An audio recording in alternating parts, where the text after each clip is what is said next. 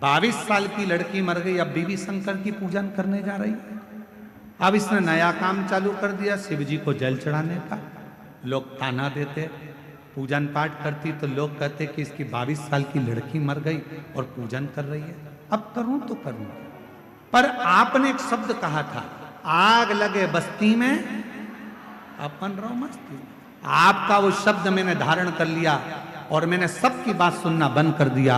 अब तो मैं शिव जी के मंदिर जाती, बाबा को निवेदन करती और बाबा से एक ही बात कहती, तूने मेरी बेटी ली है बाबा, कुछ कृपा कर कर मुझे वापिस लौटा दे, ऐसी कृपा कर दे। अब मेरी उम्र तो बढ़ गई है, लगभग 50 के करीब में मैं पहुंचने वाली हूं, पर बाबा तू चाहेगा तो मेरे घर में बच्चा जरूर देगा। हमारी 3 बच्चे थे, तीनों को पूरा कर। गुरुदेव बाबा ने ऐसी कृपा कर दी, डॉक्टर तो कहे थे कि अब तुम मां नहीं बन सकती, पर मेरे बाबा ने लाज रखी और 7 जुलाई 2025 को बाबा की कृपा से पुत्र रत्न की प्राप्ति हो गई। मैं बाबा को प्रणाम करने, बाबा को नमन करने और तेरी कृपा का भरोसा कब किस पर हो जाए, जरा से हम पर कर दो, जरा से हम पर कर दो। जिस पर भी हो गई तेरी कृपा करुणा, वो भव पार हुआ, भव पार हुआ। पापी हो चाहे जितना, उसका भी बाबा उद्धार हुआ, उद्धार हुआ। गिद्ध अजामिल गणिका जैसे तेरे मन को भाए, जरा से हम पर कर दो, जरा से हम पर कर दो। तेरी कृपा का क्या है भरोसा, कब किस पर हो जाए, जरा से हम पर कर दो, जरा से हम पर कर दो। उस पे भरोसा, उस पर विश्वास, उस पे दृढ़ता रखो। दुनिया हंसेगी हंसने दो, दुनिया ताने कसेगी कसने दो, दुनिया अपशब्द बोलेगी बोलने दो। दुनिया का काम है कहना, आग लगे बस्ती में अपन रहो मस्ती में।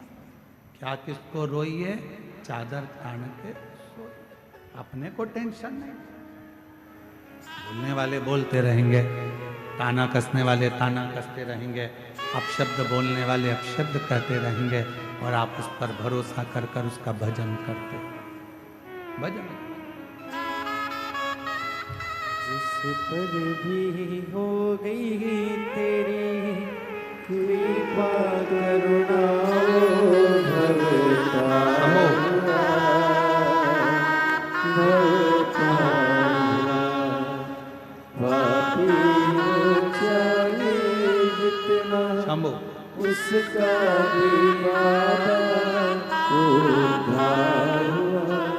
महाराज 22 साल की बेटी चली गई थी और लोग शिव मंदिर जाती थी तो भी ताना देते थे। आज बाबा की कृपा से पुनः बाबा ने एक बेटे के रूप में वही बेटी को वापस दिया है। एक बार जोरदार पापी हो चाहे जितना, उसका भी बाबा उद्धार हुआ,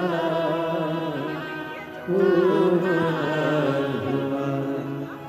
गिद्ध अजामिल गणिका जैसे तेरे मन को भाए, जरा से हम पर कर दो, जरा से हम पर कर दो।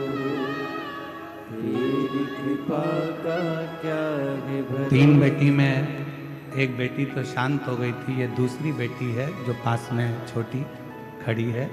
इसकी जन्म से आवाज नहीं थी, बोल नहीं सकती थी। बचपन से ही इसकी आवाज पूरी चली गई थी, पर सीहोर गई, रुद्राक्ष लाई और उसका जल रोज चढ़ाकर ये बेटी पीती है। अभी कुछ दिन पहले से इसकी थोड़ी आवाज आई है, जिसमें वो बोलना चालू करिए। माइक दीजिए। रोते नहीं, खुश हो। आंसू पोछो, पहले आंसू पोछ जल्दी से, आंसू पोछो। इसकी थोड़ी आवाज मेरे बाबा ने दिया है, पहली बार मुख से श्री शिवाय नमस्तुभ्यम अभी कुछ दिन पहले से ही बोल रही हैं।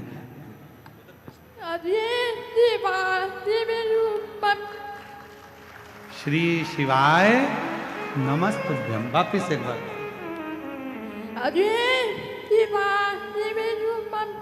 श्री शिवाय नमस्तुभ्यम।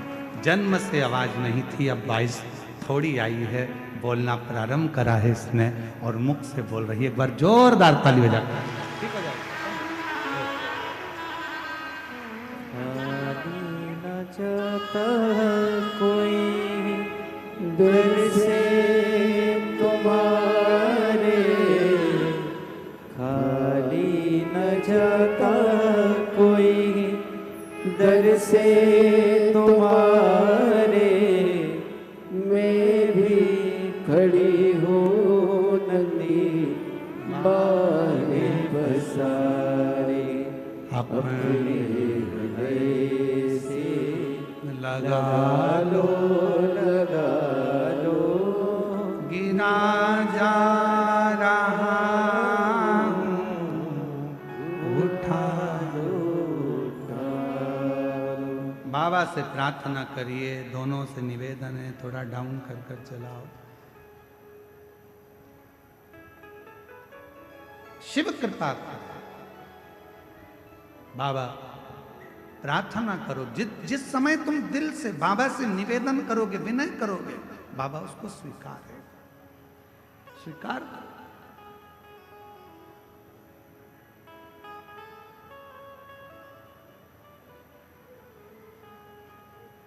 सती मैया कह रही है कि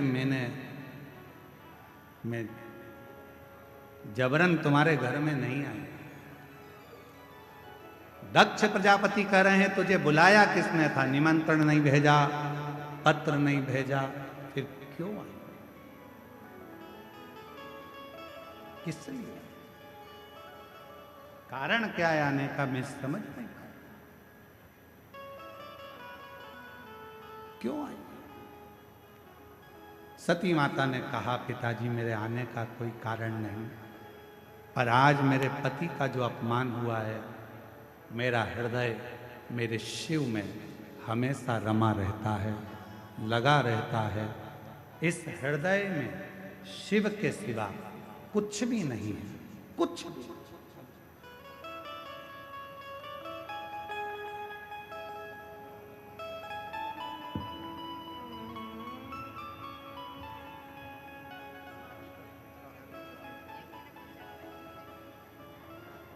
जो जुड़मा बच्चे हुए हैं वो इनकी मामी हैं, बच्चे छोटे थे अभी इसलिए उनको लेकर पंडाल में नहीं आ सकी।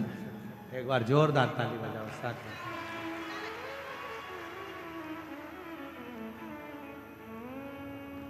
शिव से प्रार्थना करें, मैं आई हूं पर मेरे हृदय में शिव बस है, शंकर ओघड़दानी,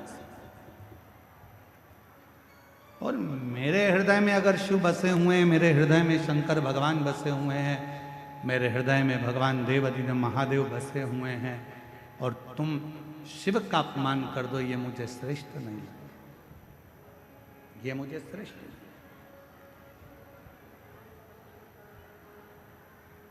आज में सती माता कहती है दक्ष प्रजापति सुन, मैं आपकी बेटी हूं, प्राणों को त्याग रही हूं,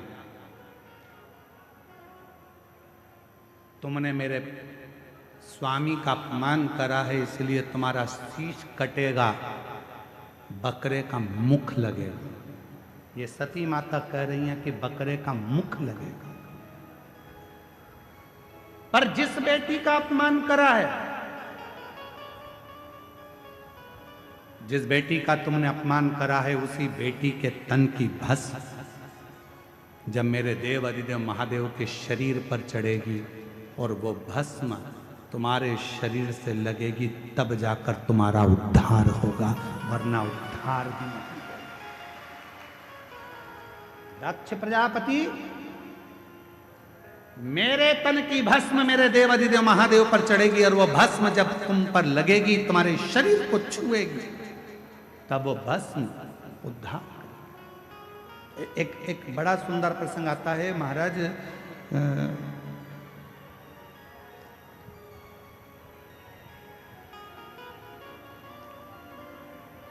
एक वामदेव नाम के शंकर के बड़े भक्त थे।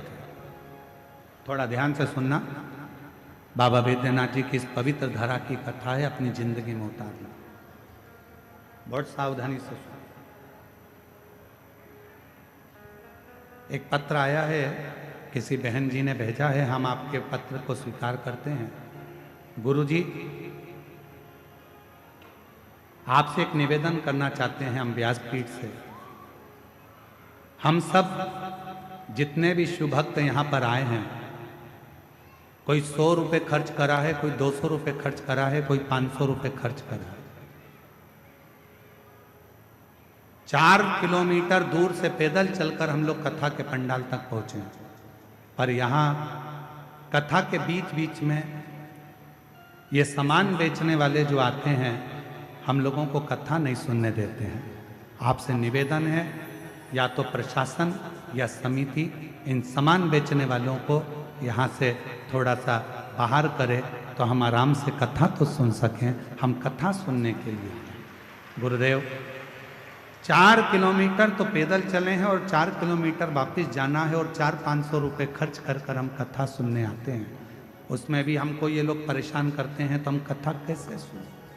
मेरा सभी सामान बेचने वाले भाई बहन जो भी यहाँ पर हैं, आपसे हाथ जोड़कर निवेदन करता हूँ, आपको जो व्यापार करना है बाहर जाकर करो, पर पंडाल के अंदर कोई वस्तु बेचने के लिए ना आए। यहाँ शिव भक्त सब प्रेम से कथा का रसतत्व ग्रहण करें, यही भाव से आप कथा को सुनें। हर हर। दक्ष प्रजापति, और आपका भी फर्ज है, देखो केवल हमारी व्यासपीठ का नहीं, आपका भी फर्ज है। अगर आपके सामने कोई बेचने आ रहा है तो उसको तुरंत आप बाहर कर सकते हो। बाहर निकलो यहाँ से, पंडाल के बाहर जाकर बेचो, अंदर नहीं आना। ये आपका भी तो फर्ज है, आप भी तो कथा के श्रोता हो, शिव कथा कर रहे हो। ए दक्ष प्रजापति, मेरे तन की भस्म मेरे देव अधिदेव महादेव को चढ़ेगी, और जब महादेव पर यह भस्म चढ़ेगी और वह भस्म तेरे शरीर पर लगेगी, तब तेरा उद्धार। एक बहुत सुंदर संवाद है। एक वामदेव नाम के शिव जी के परम भक्त हुए, शिव उपासक थे, उनको शिव योगी भी कहते थे, वामदेव उनका नाम था। शंकर की भक्ति बहुत, एक नियम उनने अपनी जिंदगी में ले रखा था, केवल एक नियम। और आपसे भी निवेदन है, अगर शंकर जी के मंदिर में आप जाते हो, रोज प्रतिदिन भगवान शिव के मंदिर में जाते हो, शंकर जी के मंदिर में दर्शन करने जाते हो, शंकर जी के मंदिर में 1 लोटा जल चढ़ाने जाते हो, शिव जी के मंदिर में यदि आप प्रतिदिन जाते हो, तो मेरा एक निवेदन आप सबसे है कि शंकर जी के मंदिर की कोई एक सेवा आप खुद अपने पास में रखो। मंदिर में जाऊंगी, झाड़ू लगाऊंगी, मंदिर में जाऊंगी, जितना निर्माल्य पड़ा होगा उसको उठाकर एक कोने में रख दूंगी, बाद में विसर्जन कर दूंगी। मंदिर में जाऊंगी, किसी ने दिए लगा कर रखे होंगे, उन दियों को जब वो ठंडे हो जाएंगे उठाकर एक कोने में रखी आऊंगी। मंदिर में जाऊंगी, मंदिर के जितने लोटे हैं, बर्तन हैं, उनको मैं साफ कर दूंगी। मंदिर में जाऊंगी, बेलपत्र ले जाकर मंदिर में रख दूंगी, बाबा को चढ़ जाएगा। मंदिर में जाऊंगी, कहीं जाले लग रहे होंगे, झाड़ू उठाऊंगी, उस जाले को मैं साफ कर दूंगी, जिससे मेरी जिंदगी के सारे जाले समाप्त हो जाएं और मेरी जिंदगी भी अच्छी हो। एक नियम, जब हम हमारी जिंदगी में कोई एक नियम धारण करते हैं, तो देवाधिदेव महादेव हमारी ओर अग्रसर होकर आते चलते हैं। वामदेव एक ऐसे शंकर भगवान के भक्त हुए, शिव के उपासक हुए, जिन्होंने शंकर भगवान पर ना जल चढ़ाया, ना शंकर भगवान पर बेल चढ़ाया, ना शंकर भगवान को प्रसाद चढ़ाया, ना शंकर भगवान को कोई वस्तु चढ़ाई। उस वामदेव शिव भक्त ने अगर कुछ चढ़ाया तो शंकर जी को रोज प्रतिदिन भस्म तैयार कर कर शिव जी को भस्म चढ़ाए, प्रतिदिन भस्म चढ़ाए,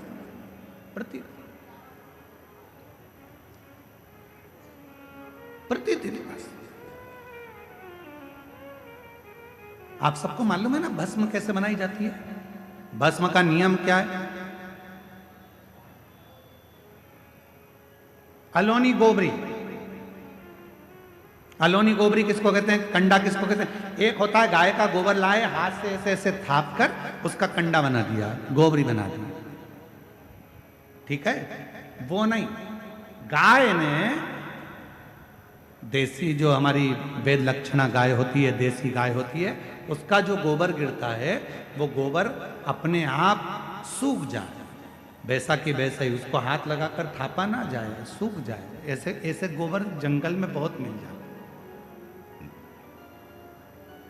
उसको जलाकर अच्छा मुहूर्त देखकर फिर उसको गंगा जल छीट कर उसको जलाकर उसकी जो भस्म तैयार होती है उसको कपड़े से छान कर शिव नाम लेते हुए, शंकर का स्मरण करते हुए, जैसा जैसा शिव महापुराण में वर्णन है भस्म बनाने का, उसका स्मरण करते करते, शिव नाम लेते लेते उसको तैयार करा जाए।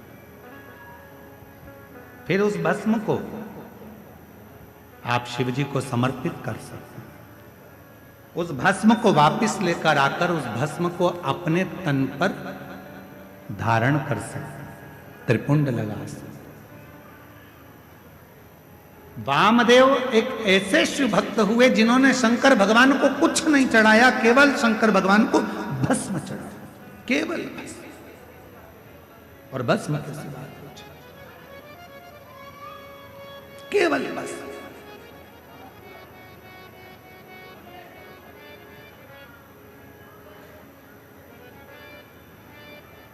एक दिन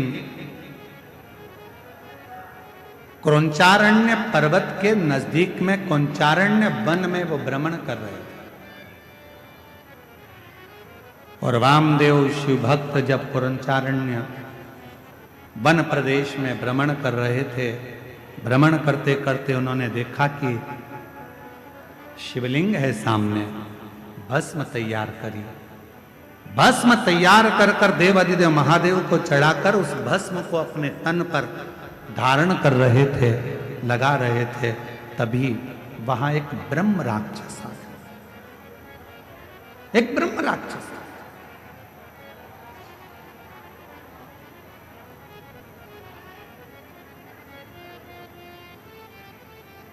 और एक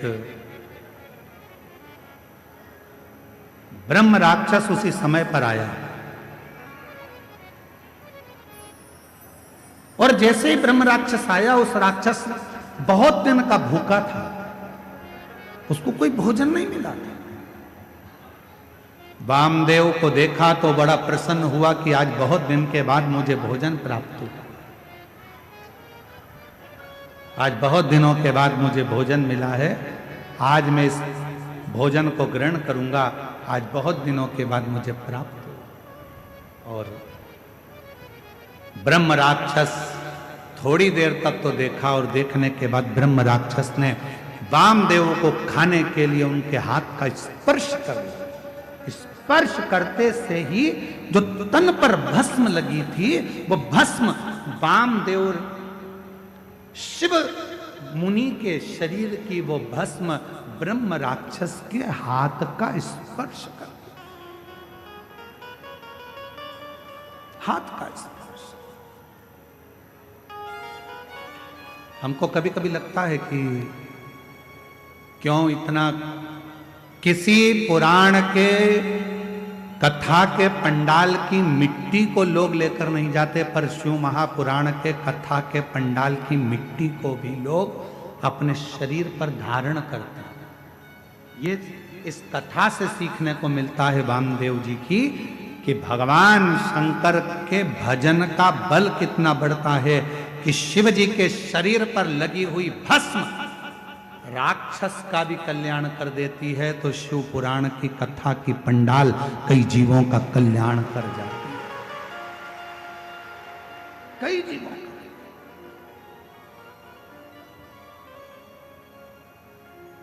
कई जीवों का उद्धार कर।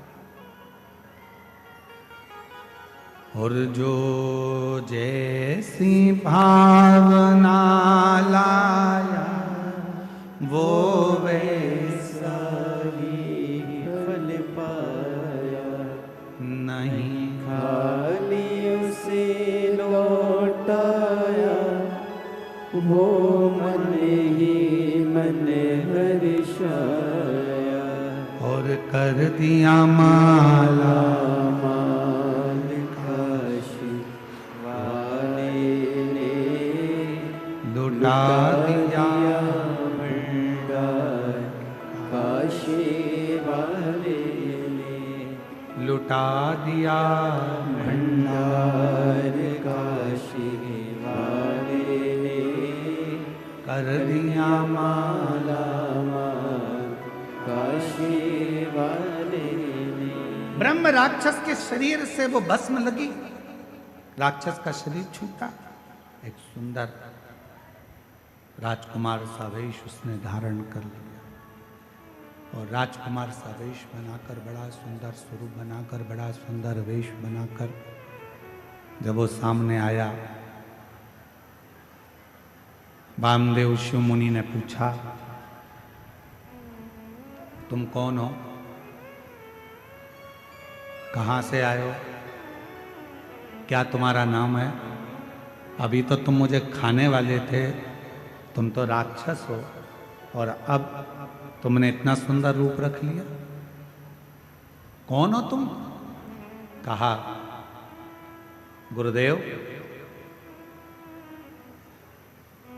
पूर्व समय में मैं पवन राष्ट्र रक्षक था, मेरा नाम दुर्जय था।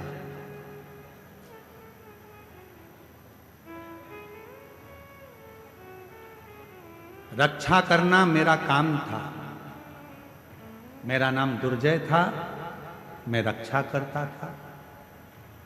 एक गलती मुझसे हो गई,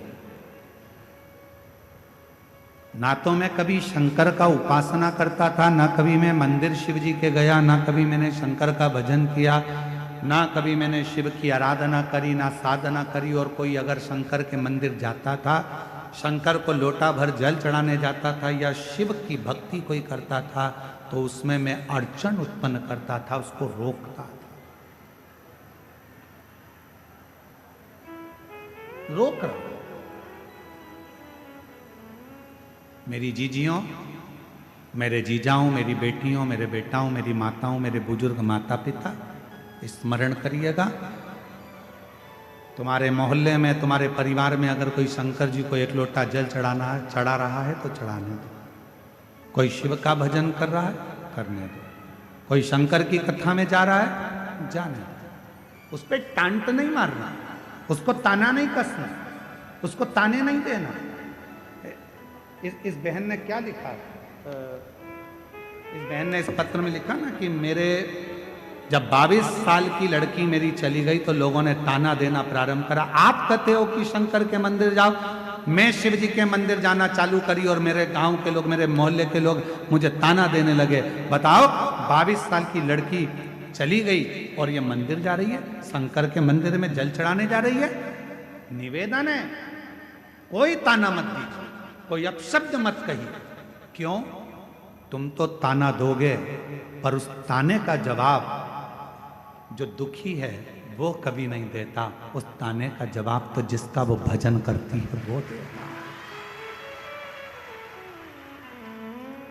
गांव के लोग कहते थे 50 वर्ष की अवस्था होने वाली है, क्या औलाद होगी? क्या वो 22 साल की लड़की वापिस आएगी? पर उसके यहां देर है, अंधेर नहीं। और वो जब कृपा करता है तो छप्पर फाड़ कर दे देता है।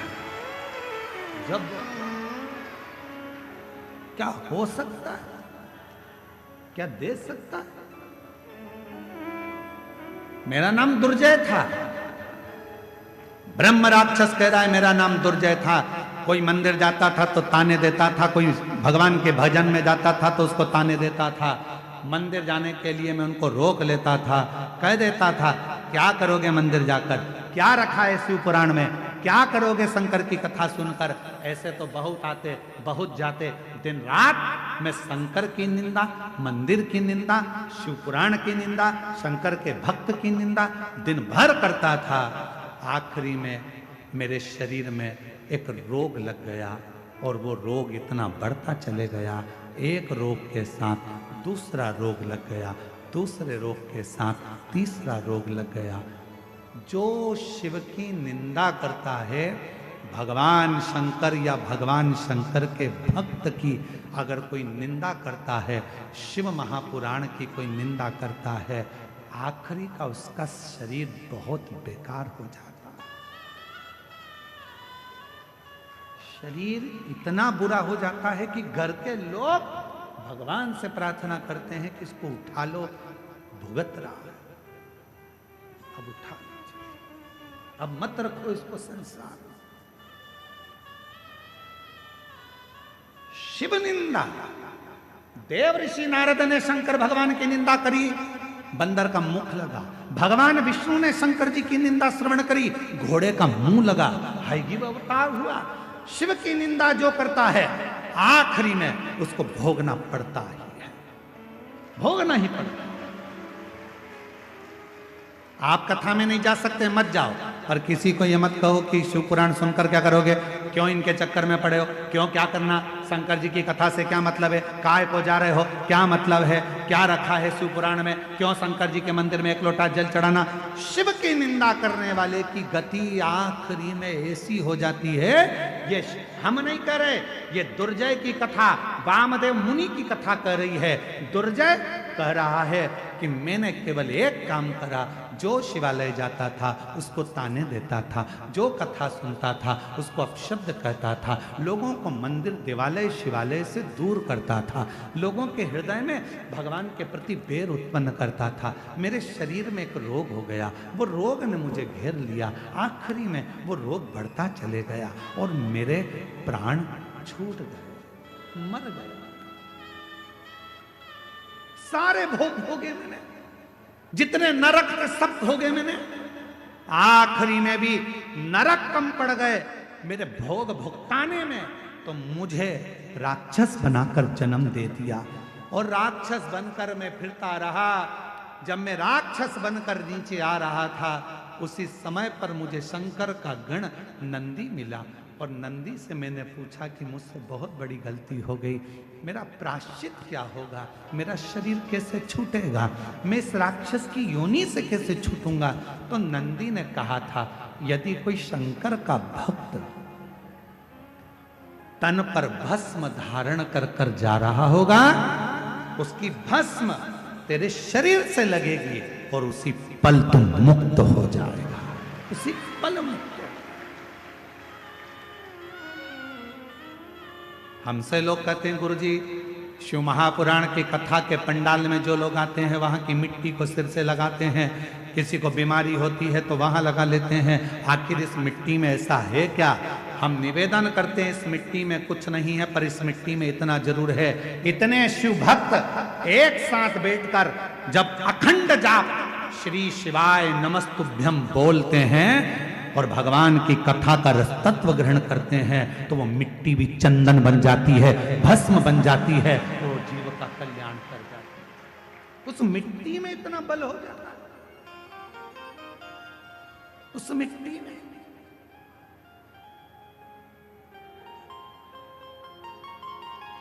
किसी के 10 साल बच्चे नहीं, किसी के 12 साल बच्चे नहीं, किसी के एक पत्र है,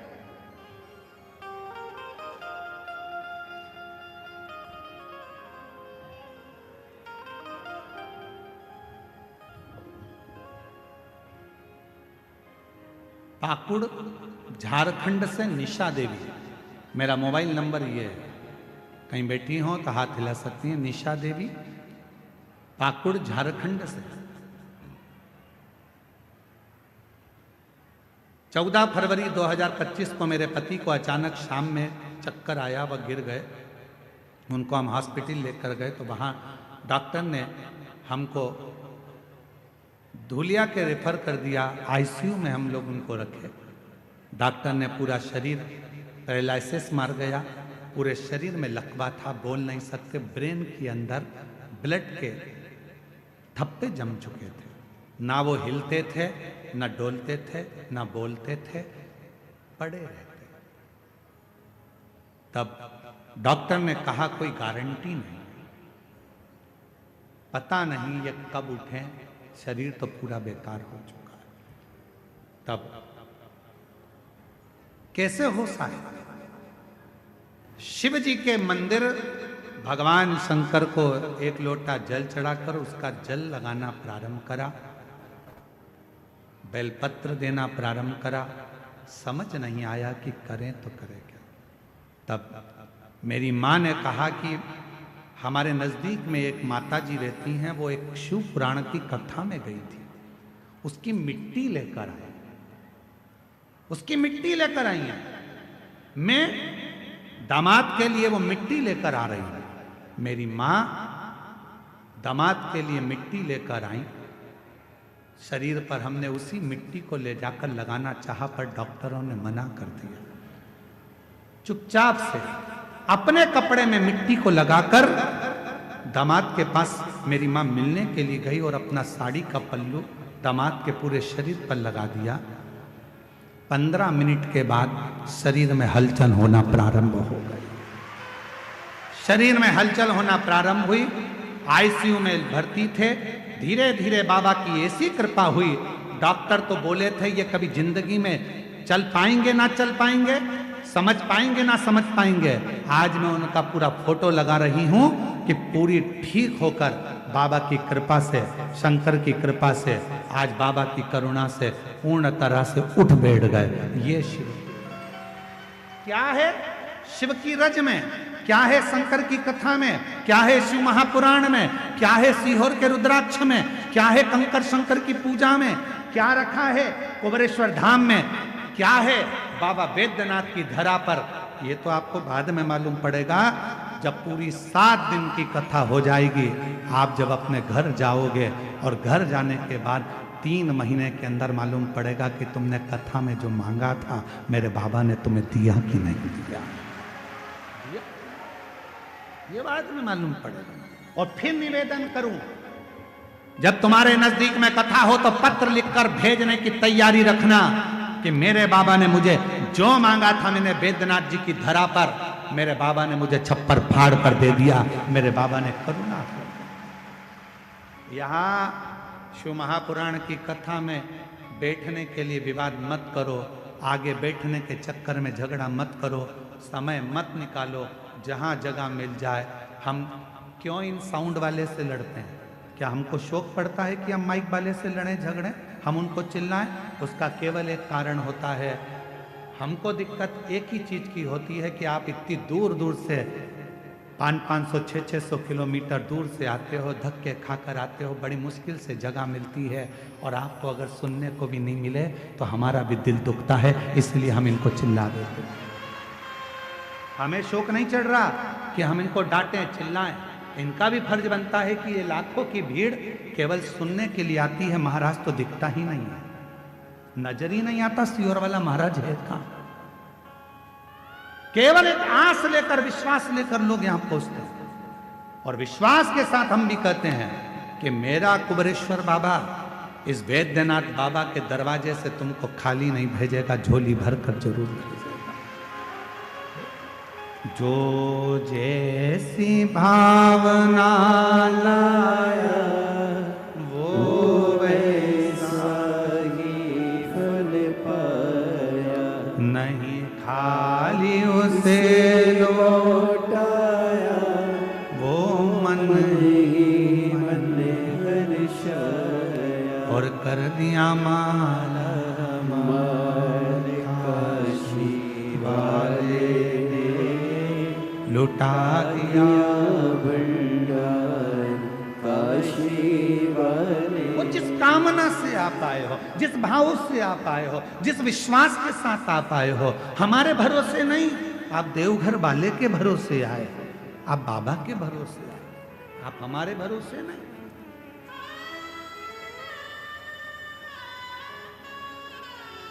हमारी सामर्थ्यता नहीं कि हम आपको कुछ दे सके, कुछ प्रदान कर सके। यहाँ कथा में उत्तर प्रदेश के कानपुर से लालू सोनी जी आए हैं, ये बैठे हैं। एक बार हमने इनसे कहा, क्यों लालू भैया तुम रोज ग्रुपों में व्हाट्सएप पर बाबा की रोज थोड़ी थोड़ी कथा रोज डालते हो, लोग सुनते हैं, तुम्हारे को ऐसी भाव अंदर से कैसे आ जाता है? तो ये कानपुर वाले लालू सोनी जी कहते हैं, गुरुदेव हमको रात में शिव जी खुद ऐसी प्रेरणा दे देते हैं कि सवेरे बाबा की ये कथा डालना है और लोग सुनेंगे, जीवन में उतारेंगे और अपने आप उसका फल प्राप्त होगा। हम धन्यवाद देते हैं आपको। शिव प्रेरणा खुद देते हैं, शंकर खुद प्रेरणा देंगे, आपको क्या करना है। राक्षस कह रहा है, ब्रह्म राक्षस कह रहा है मेरा नाम दुर्जय था, खूब निंदा करी मैंने शिव की, खूब अपशब्द कहे मैंने शंकर को, आखिरी में मेरा शरीर चले गया। जितने नरक होते हैं सारे नरक मैंने भोगे, उसके बाद भी मेरी मुक्ति नहीं हुई। तब मुझे राक्षस बनाकर भेज दिया। राक्षस बनने के बाद जब मैं आ रहा था, मुझे नंदी दिखे। बाबा नंदी से पूछा कि मेरी मुक्ति कैसे होगी, तो कहा कोई शंकर का भक्त अपने तन पर भस्म लगाएगा, वो भस्म तेरे शरीर को छुएगी और वो भस्म तुझे राक्षस योनि से मुक्ति दे देगी। बस हे वामदेव जी, आपके शरीर की भस्म मुझे छू गई और छूते से ही आज मेरी मुक्ति हो गई। रज छूते से छूकर क्या मिलता है? शिव उपासना कर रही है, भगवान शंकर का चरित्र कर रहा है। इसीलिए शिव तत्व कहता है भोजन भजन व्यापार और मिलन, चार चीजें हैं। आप भी बोलिएगा साथ में, भोजन भजन व्यापार और मिलन, ये चार हमेशा प्रसन्नता में करना चाहिए, चेहरे पर स्माइल होना चाहिए। भोजन करते समय अपने चेहरे पर मुस्कुराहट रखिए, क्रोध नहीं, गुस्सा नहीं, चिड़चिड़ नहीं, अपशब्द नहीं। भोजन करते समय अपने मन को इतना पवित्र रखो कि चेहरे पर प्रसन्नता रहे। आधे से ज्यादा लोग जब भी भोजन करने बैठते हैं, सास के सामने थाली गई, सास का मुंह भगोना हो गया। बेटे के सामने भोजन गया, उसका मुंह फूल गया। ससुर खाने बैठा, उसका मुंह फूल गया। पति जी मने बैठा, पति का मुंह फूल गया। जेठानी कुछ करने बैठी, चाय पीने बैठी, इतनी शक्कर डाल दी, इतनी पन्ना दी, ऐसा कर दिया वैसा, आधी चाय तो वहीं खराब हो गई। चाय वहीं खराब हो गई, स्वाद से बनाई थी, प्रेम से बनाई थी, बोलते से बेकार हो गई, खराब। भोजन करते समय अपने चेहरे पर बोलो बोलो जम के स्माइल रखिए, मुस्कुराहट रखिए। दूसरे नंबर पर भजन करते समय, कथा सुनते समय, भगवान के मंदिर जाते समय, एक लोटा जल चढ़ाते समय अपने चेहरे पर पूरी पूरी स्माइल रखिए, फुल स्माइल, फुल। फोटो खिंचवाएं आप लोगों ने? अरे बोलो तो जम के खिंचवाएं फोटो। फोटो वाले के दुकान पर कितने भी तैयार होकर चले जाओ, फोटो वाले की दुकान पर कितना भी मेकअप कर कर चले जाओ, आखिरी में फोटो वाला जब फोटो खींचने खड़ा होता है, कैमरा लेता है, बटन दबाता है, बटन दबाते समय आपसे एक बात कहता है। जब आप सिर पे पल्लू डालकर बैठ जाती हो, तब फोटो वाला बोलता है, माँ स्माइल प्लीज। बोलो बोलता है कि नहीं बोलता? क्यों बोलता है? तुम्हारे मेकअप से फोटो अच्छा नहीं आएगा, तुमने कितनी भी अच्छी हेयर स्टाइल बनाई हो उससे फोटो अच्छा नहीं आएगा, कपड़े कितने भी अच्छे पहने हो उससे फोटो अच्छा नहीं आएगा। फोटो यदि अच्छा आएगा तो तुम्हारे चेहरे की थोड़ी सी स्माइल से आएगा। तुम मुस्कुरा दिए, फोटो अच्छा, मुस्कुरा। इसलिए हमने देखा जब भी कोई सेल्फी लेता है ना तो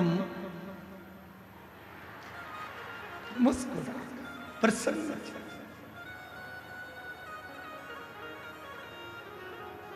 एक बार कानपुर में कथा करने गए थे तो वहाँ एक बूढ़ी माता जी डंडा टेक कर, उनका फोटो वीडियो भी बहुत चला है, और अगर नहीं भी चला होगा तो हम आपको कभी भेज देंगे वो बूढ़ी माता जी का।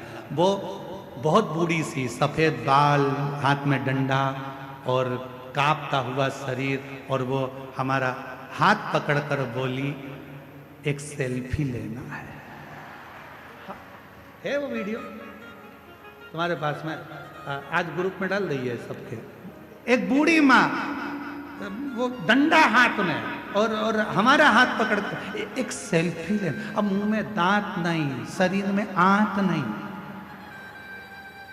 हाथ धूज रहे।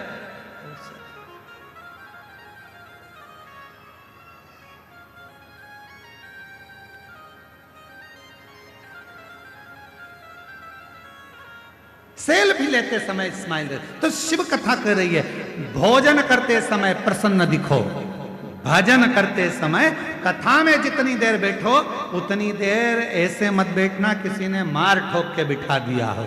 कथा में बैठना तो बड़ी प्रसन्नता में बैठना। मेरे बाप के घर आई हूँ, अपने पापा से कहने के लिए आई हूँ, मैं अपने बाबुल से बात करने आई हूँ, बाबा से बोलूंगी भोला सब दुख काटो भोला सब दुख काटो मारा। शिव शंकर जपू तेरी माला भोले बाबा जपू तेरी माला। ओ भोला अपने पिता से कहने के लिए आए, बाबुल से कहने। तो शास्त्र कह रहा है भोजन करते समय चेहरे पर प्रसन्नता रखो, भजन करते समय चेहरे पर प्रसन्नता रखो, और तीसरे नंबर पर है ऑफिस में, व्यापार करते समय, नौकरी करते समय, दुकान चलाते समय, व्यापार करते समय अपने चेहरे पर प्रसन्नता। कई लोग दुकान पर ग्राहकों को निभाते निभाते चिड़चिड़े हो जाते हैं, चिड़चिड़। प्रसन्नता ऑफिस में काम करते समय चेहरे पर प्रसन्नता। और चौथे नंबर पर है मिलन, भोजन, भजन, व्यापार और मिलन। मिलन मतलब किसी से भी मिलो, आप यहां पर भी किसी से मिलो, आप कहीं पर भी जाओ, कोई से भी मिल रहे हो, उस समय पर तुम कुछ मत दे सको। कोई गुलदस्ता नहीं है, कोई माला नहीं है, कोई फूल नहीं है, मिठाई का डब्बा नहीं है, देने के लिए फल की टोकनी नहीं है, तो निवेदन है अपने चेहरे की प्रसन्नता दे दीजिए, उसको स्माइल दे दीजिए, वो भी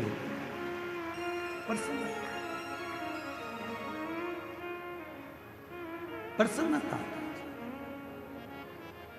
सती मैया ने बस अपने पिता से क्या मांगा था? माता सती अपने पिता से कुछ नहीं मांगी थी, केवल इतना ही मांगा था कि मेरे पति का सम्मान करो, मेरे पति का आदर करो। माता सती ने केवल इतना ही मांगा, और कुछ भी नहीं।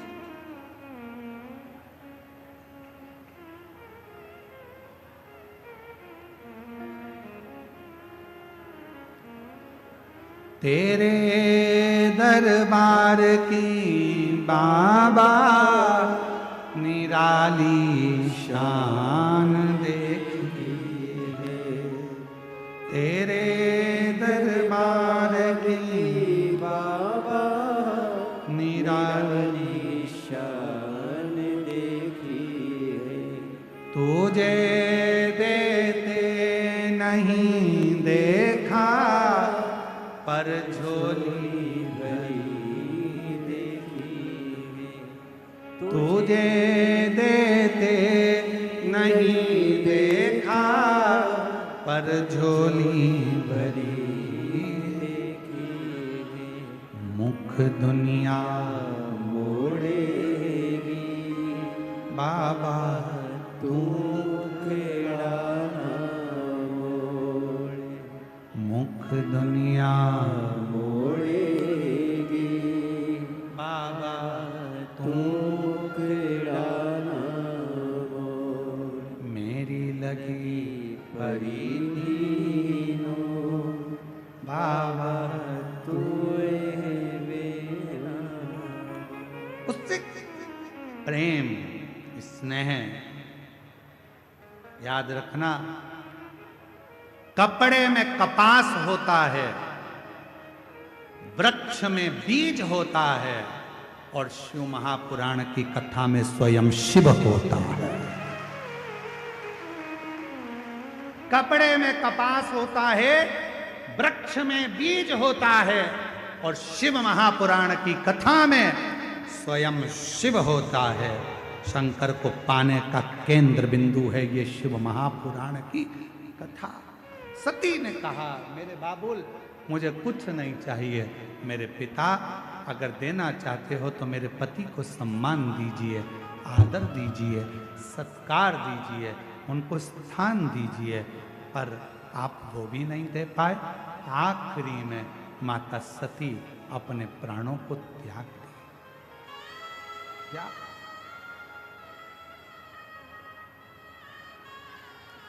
तन पर भगवान शंकर ने अपने कंधे पर माता सती के शव को रख लिया। कंधे पर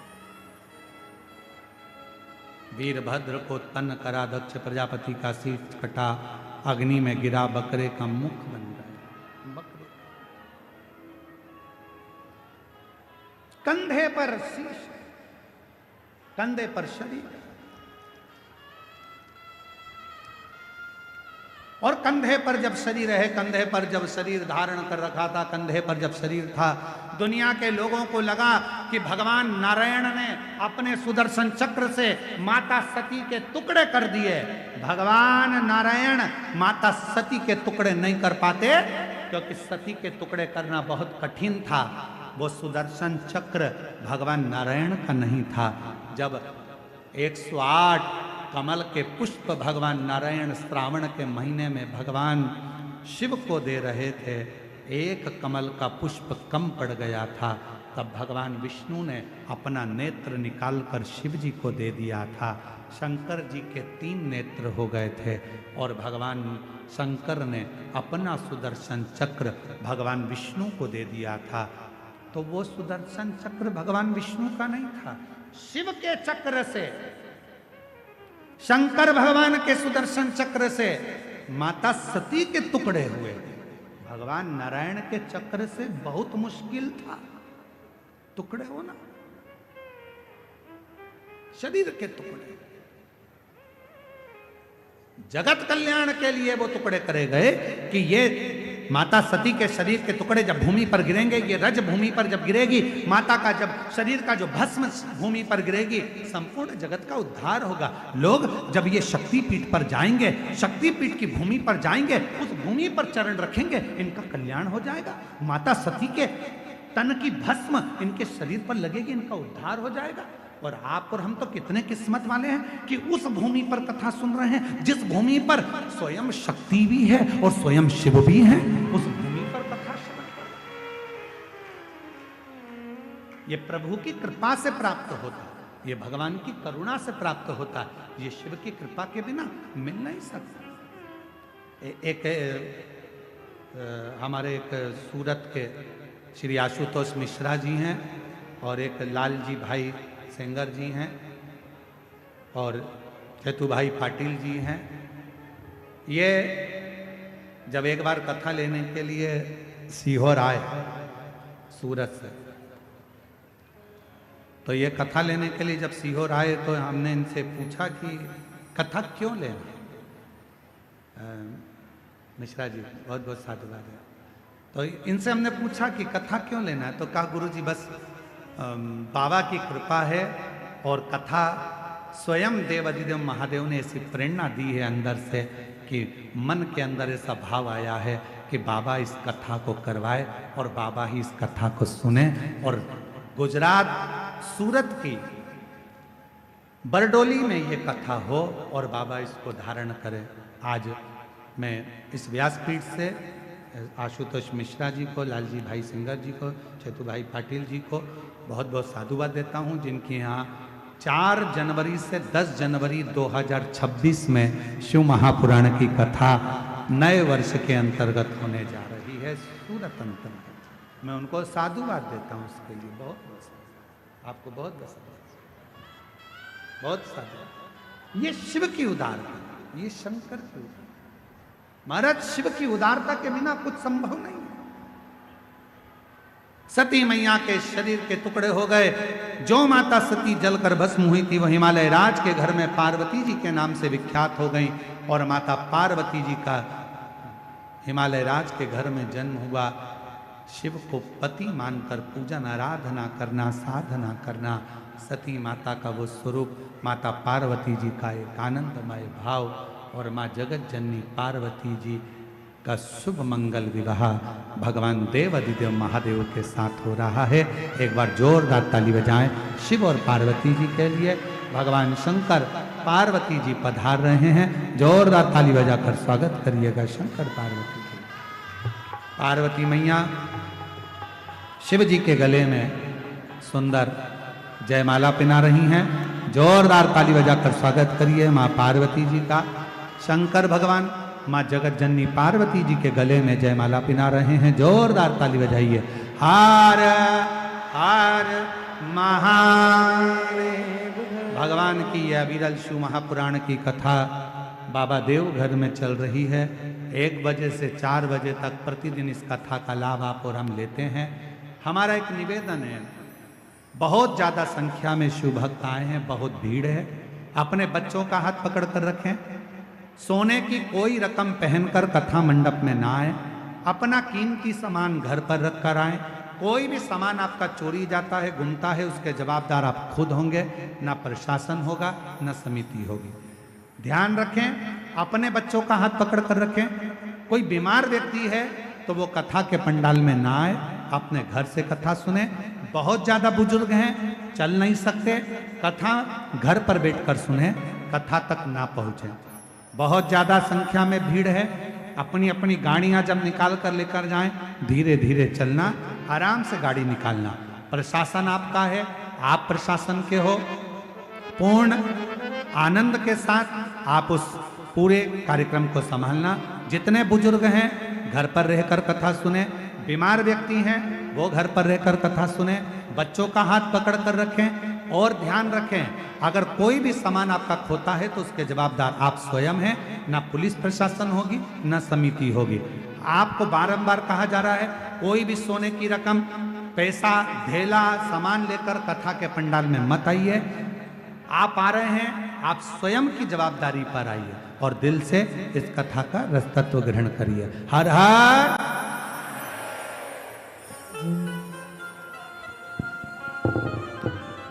जय जय श्री राधे।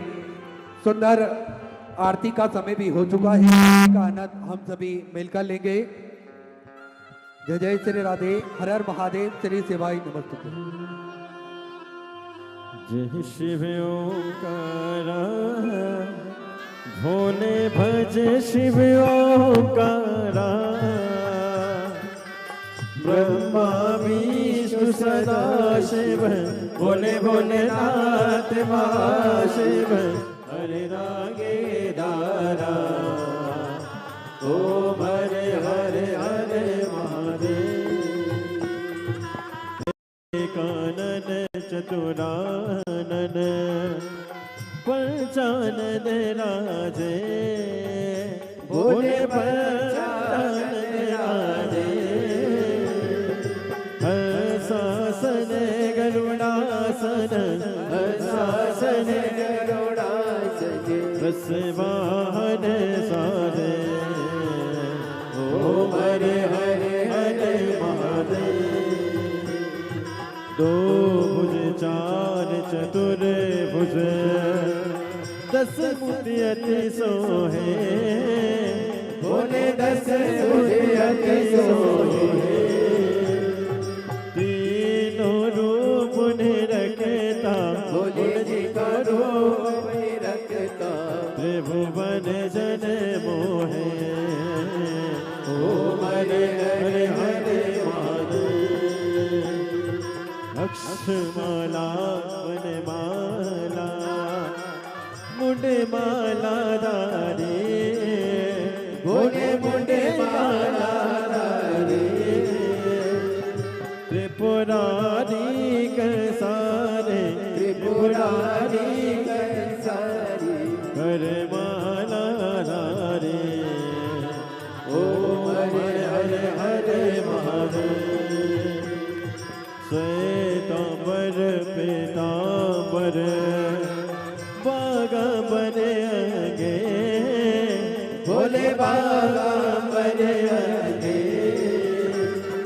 सनकादिक गरुडादिक सनकादिक ब्रह्मादिक भूतादिक संगे ओम हरे हरे हरे महादेव कर के मध्य कमंडल चक्र सुंदरता बोले जगत सुंदरता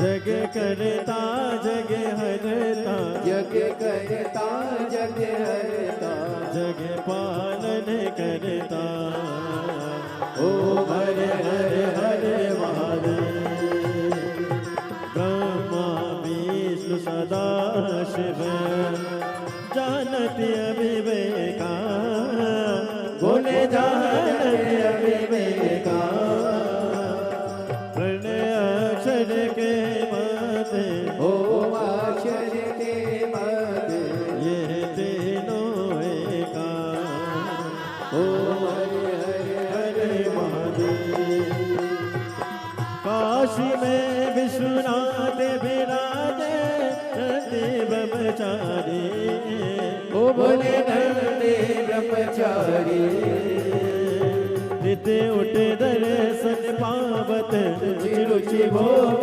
लगावत महिमा देवारी ओम हरे हरे हरे महादेव त्रिगुणी स्वामी जी की आरती जो कोई न गावे ओ बोले जो कोई न गावे कहती शिवानंद स्वामी जपते हरा हरे स्वामी दुख संपत्ति पावे ओम हरे हरे हरे महादेव जय शिव ओंकारा ओ बोले भज शिव ओंकारा ओ बोले पार्वती का प्यारा ओ बोले ऊपर जलधारा ओ बोले ओढ़े मृगशाला ओ बोले भाग पियने वाला ओ बोले तीन नयन वाला ओ बोले एक नयन वाला ओ बोले भक्त निवृत्ति वाला ओ बोले को यमकासा ब्रह्मा विष्णु सदा शिव बोले बोले नाथ आश हरे राधे राधा ओम हरे हरे हरे महादेव कर्पूर गौरव करुणावतारम सचारि सारम भूते ध्यान सदा वसंतम ज्ञान देव भवानी श्रीतं नमामि अच्युतं केशवं नारायणं कृष्णं वासुदेवं श्रीधरं माधवं गोपिकावल्लभं जानकी नायकं श्रीरामचन्द्रं हरे राम राम राम हरे हरे कृष्ण कृष्ण हरे राम राम राम हरे कृष्ण कृष्ण कृष्ण हरे कस सुना क्रोध अकेला